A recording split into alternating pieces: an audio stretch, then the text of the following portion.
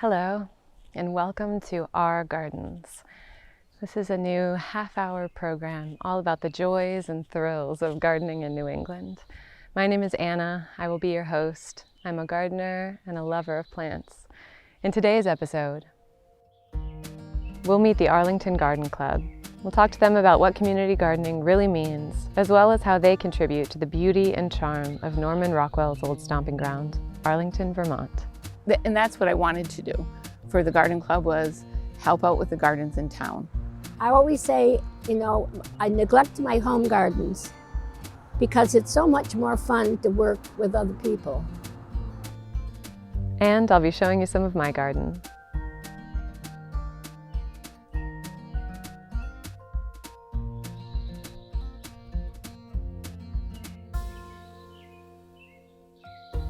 So today I have been dividing and transplanting some of the perennials that were here when my husband and I moved into this little cottage in the woods a couple of years ago. This is a really, easy job, but here in Vermont, some of those thrills that I was talking about can be easily displayed. So I am a gardener who is rarely without a punk. As you can see, the black flies are pretty intense, and transplanting perennials here means that I will not be using a shovel, but rather a pickaxe. So I'm actually going to divide some of these astilbes that are right here. They're a beautiful kind of lavender, very zingy purple color. They really sing out in some of these shadier borders. But we did trim up some of the limbs of this tree, and this border is getting a little bit more sun. So I think I'm going to plant them in the shadier border. So join me while we do that now. So for this, I'm going to be using a shovel instead of a pickaxe. And then to dig the hole, we'll use a pickaxe.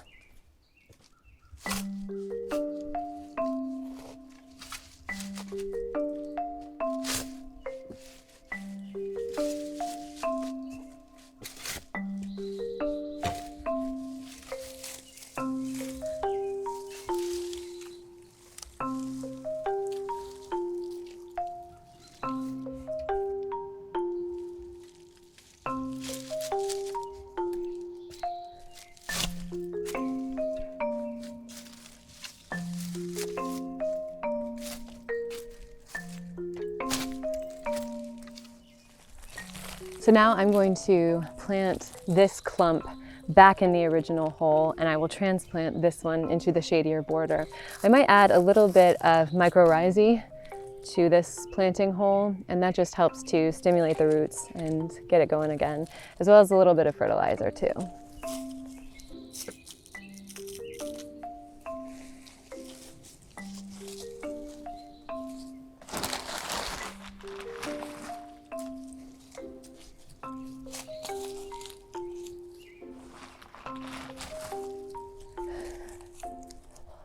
Okay, hopefully she'll be as good as new, and we'll see those beautiful plumes shining out. Now, I'm gonna find a new home for this one. Okay, there's a nice little shady area over there, but I think I'm actually gonna put it right in front of these apricot pride tulips, so that when they fade and we cut the foliage back, there's something beautiful to take its place. So I'm just going to move some of the mulch aside, and then we'll get going with the pickaxe. Last fall, we used leaf mold as a mulch, and then this spring we put a bark mulch on top of that just to suppress the weeds. And so I'm just trying to keep some of that intact. Some of the leaves hadn't fully rotted down yet, so that's what those are. All right, our first rock. And here we go.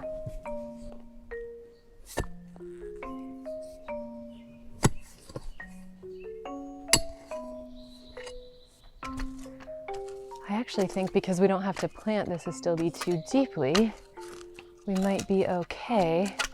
Just kind of roughen up the soil so we don't have to remove too many rocks. Just a little bit of that starter fertilizer. And let's see. There we go. Yeah, I think that should be okay. Gonna top it up with a little bit more soil. And then I'll just sort of brush the bark mulch back over. I don't mind if you see a few leaves here and there. And there we go. She should be good. That's looking really nice there. Once these Claudia tulips fade and we cut back that foliage, she'll just sing out there. That'll be really nice. As you can see, this is going to be a beautiful little shade garden. We have a foxglove, some of this beautiful bleeding heart. This is an alba. And then some of this brunnera with a faded daffodil. Yeah, let me water her in.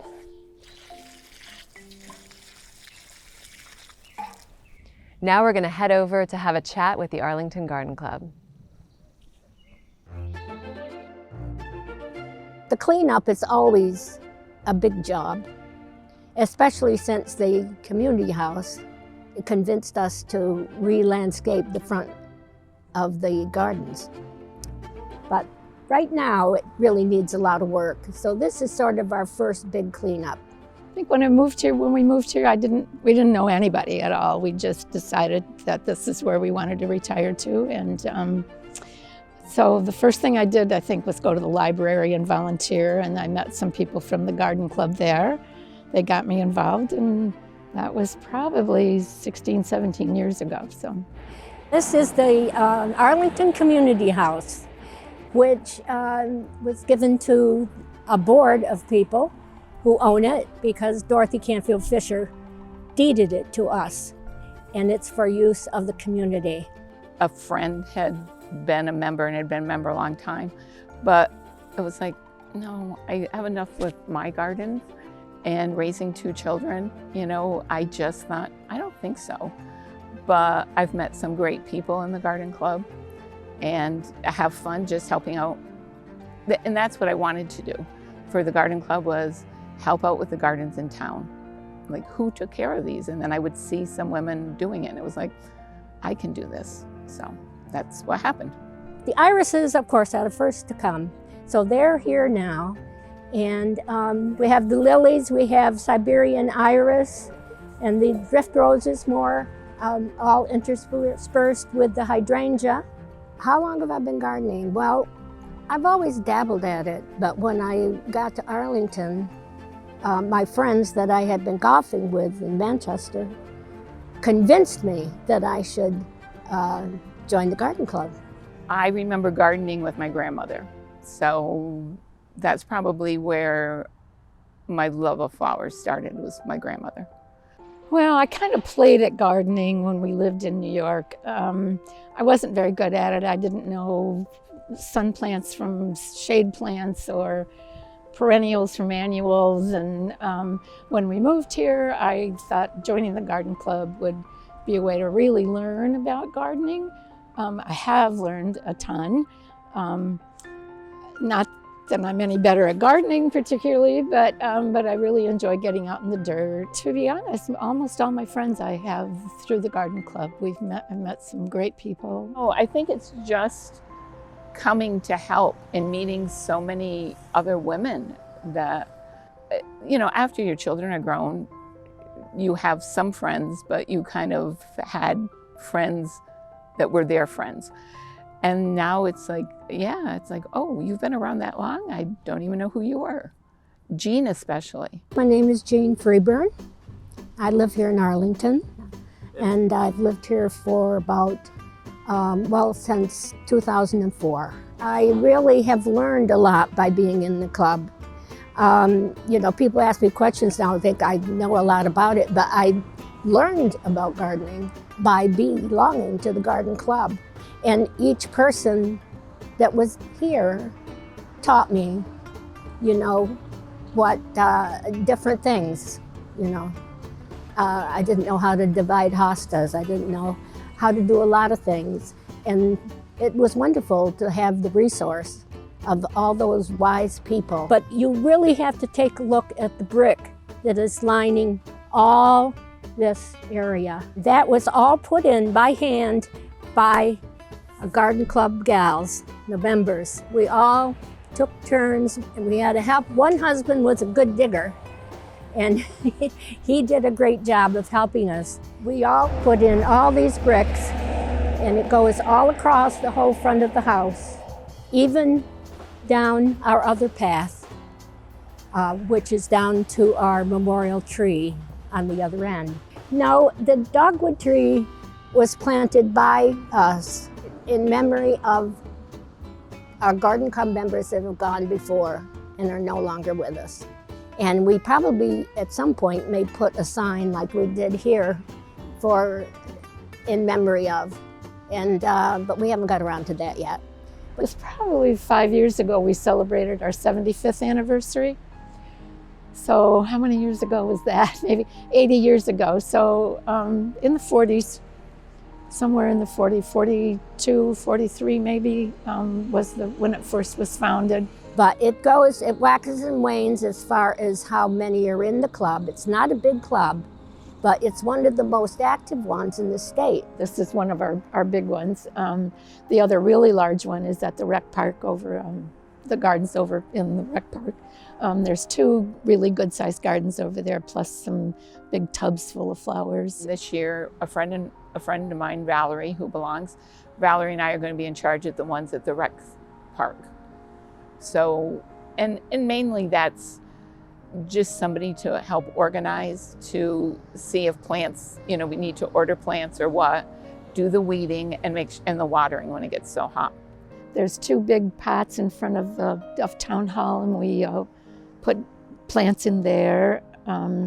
There's a plot in front of the post office. Did she tell you about our town signs? Well, the town signs were kind of shabby a few years ago. So between the Garden Club and another group in town, which was dissolving, it was for landscaping the town, we bought all the new signs. There are 3 different ones. For some reason, there's no Easter one because I think of the big highway. But we have one in the south, north, and way out in the west on the New York border. But they're lovely, and we designed them. But people will stop us and say, oh, the garden just looks beautiful today, and it's thank you for doing that, and we so appreciate you doing all these that you do for the town. We're having a plant sale that's coming up, the 27th, and it'll be right here at the community house, and it'll be all kinds of homegrowns that we have taken out of our gardens, and then the money that we make, we have a scholarship that we give. We, have a few fundraisers each year and give a scholarship to hopefully somebody that's going to go into horticulture or something to do with trees or flowers or has a love of gardening. We have field trips. We go to different places like the Bridge of Flowers down in Massachusetts, or different places that we will go on field trips to see different gardens. But to me, because I'm the co-chair, the most important our event is our garden tour, which will be on July 22nd. We have 9 gardens, all in Arlington.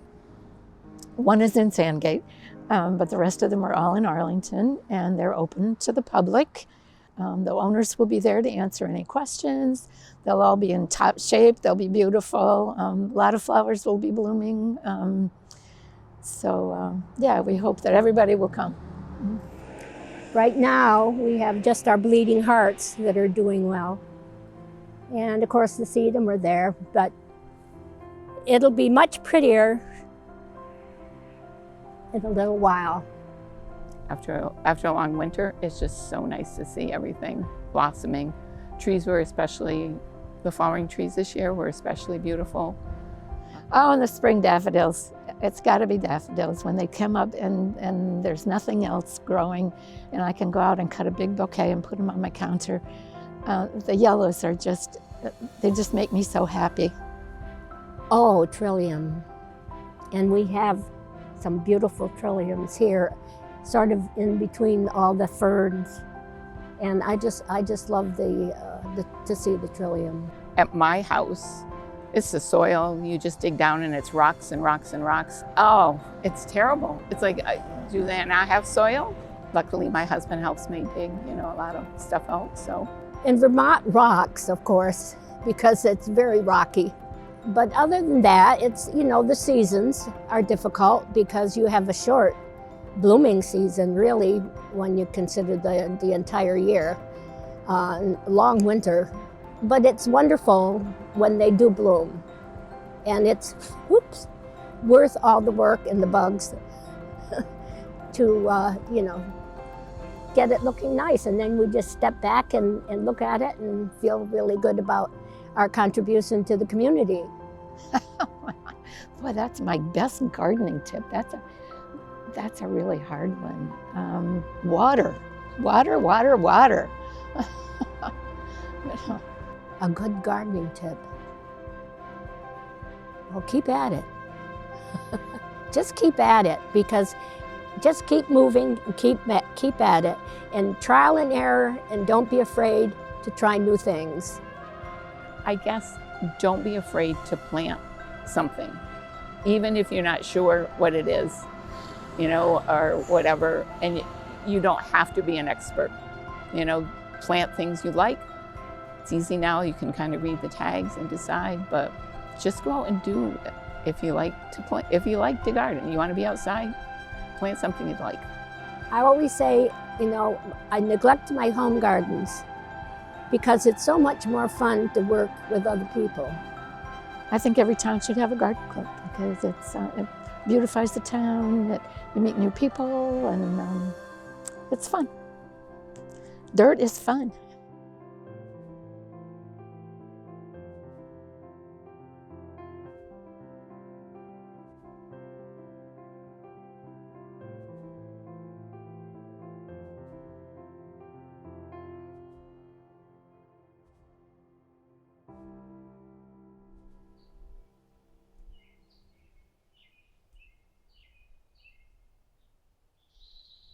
May is easily one of the most beautiful months of the gardening year. The trees have started to push their vibrant green leaves, the ferns are slowly starting to unfurl, and one of my favorite flowers is in full glory, the simple and elegant tulip. With thousands of varieties to choose from, you can create a tapestry of spring color in your garden. It's even easy to develop a successive wave of these beautiful flowers since different varieties bloom at different times in the spring. In our garden, the scarlet babies were the first to burst forth from our cold April ground. Then came the magic lavender with their soft display of dusty purple hues. Next were the pride tulips in all their resplendent glory.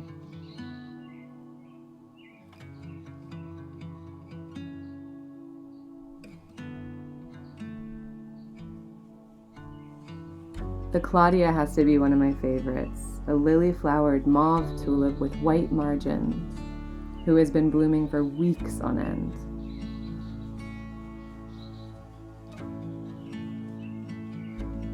We then had a double vintage mix, showy and romantic, and finally, Queen of the Night, cloaked in all of her late spring mystery, shot up for the finale. When it comes to planting, tulips are pretty straightforward. In the autumn, you just dig a hole 3 to 4 inches deep and plop the tulip bulbs in their pointy side facing up. Now, maintenance on tulips can be a little bit difficult. They don't like having their feet wet all winter. So this year I'm going to try something a little bit different. After these blooms have faded, I'm going to cut the stalks back. Then I'm actually going to dig up the bulbs, leaving the foliage on, and I'm going to pot them up into old recycled plant pots. Then I'll let them die back so they can suck all those nutrients from the sun. And then I'll take them out of the plant pots, cut the foliage back, and then I'll store them in a cool, dry place to plant them up next autumn. So we'll see how that works. With their blue-green foliage and bold blossoms, these May beauties are the heralds of warm weather to come, vibrantly ushering us into the new gardening year.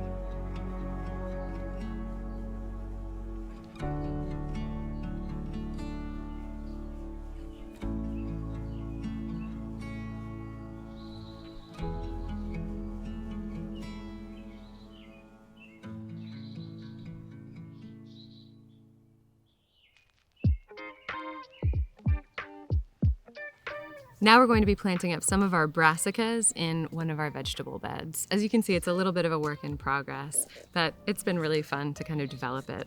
So we have some kale and some cauliflower here, and we're gonna fill it out with something else as well. Cauliflower is usually a cool season crop, but I think planting it now should be okay. Last season we got it in around this time and it was just fine. So we are going to plant these. We got them in little plugs. I started some from seed, but I also think it's helpful to go to a local nursery and just check out what they have. So we're gonna be planting these just 6 inches apart, maybe a little bit more than that, maybe like 12 inches apart. And yeah, just put a little bit of that mycorrhizae fungi in the bottom or any kind of sort of starter fertilizer. So I'm just digging a little hole, and this soil is nice and light because it's like a mix, a potting mix. So we top dressed it with the potting mix, and underneath that is garden soil and compost as well. So just a little hole, pop out one of these plugs, and I save all of these little containers so that I can start the seeds in them the following year. Just kind of untangle some of these little fine roots and then plop it in. A little bit of fertilizer. And Bob's your uncle. There we go. I'll do a few more.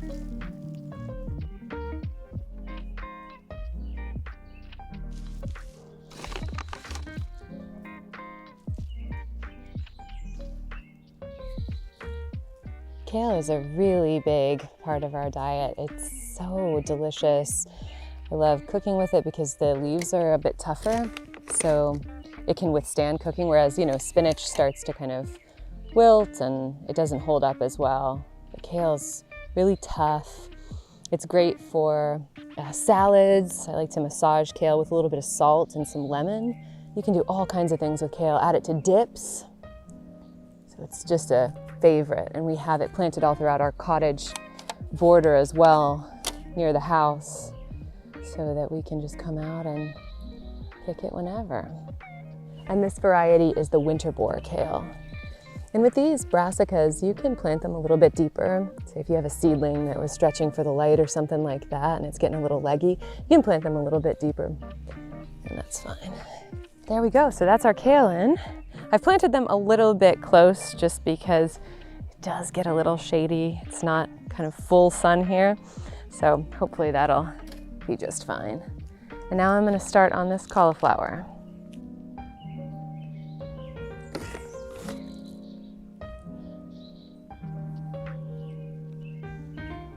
And just like the kale, we use cauliflower quite a bit. It's great in things like curry, or again, you can do dips.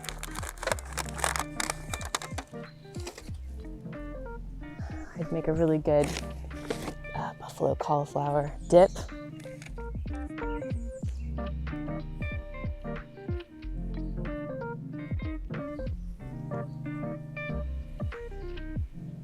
So that one's a little bit leggy, so I'm just gonna bury that like that. There we go. There we go. So that's bed's done. Just have to water that in. And now let's plant some potatoes.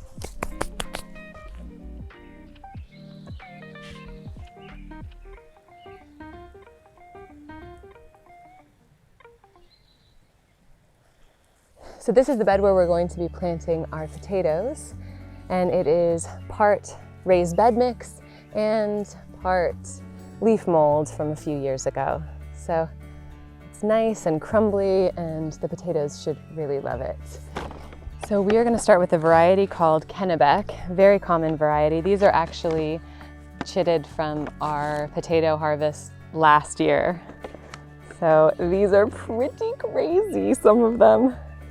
Let me see if I can give you a good example. I mean, look at this one here. So what I'm gonna do is just draw a rill in the soil and then pop some fertilizer in there and then plunk these down. I'm probably gonna do them maybe 2 hands apart, and we'll kind of go from there.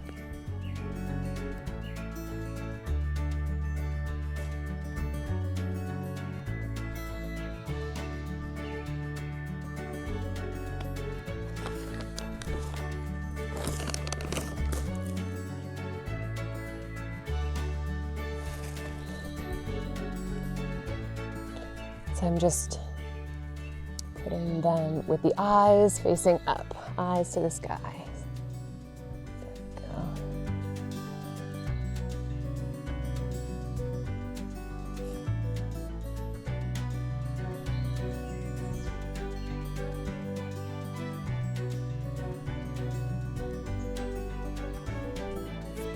So once you start to see a little bit of green peeking through, you just want to mound that up because that is potentially more tubers. And once the tubers are exposed to sunlight, they turn green and they become poisonous, hard to digest. So that's just something to note. And when you're mounding them up later in the season, you can do that with more soil or compost, or leaf mold would be great for that. You can do it with straw, or I've even heard people doing it with grass clippings. All right, and that's our potatoes in. We have Kennebecks, we have a blend that has some purple ones in there. We have Yukon Golds and some russets from a bag of potatoes that ended up chitting. So we're just going to water these in as well, and I'm really excited to see how these turn out. Well, we've doubled and tripled our astilbes. We visited with the friendly faces of the Arlington Garden Club. We talked about tulips and we planted out some veg. There's lots more to do, but unfortunately we've reached the end of our program. The good news is May is just the beginning of the gardening year here in New England. And if you're anything like me, you can't wait to watch the flowers and the foliage unfold in the months to come. Thank you so much for joining us. And as the wise women of the Arlington Garden Club said, keep at it, water, and don't be afraid to just get out there and plant. I'll see you next time in our gardens.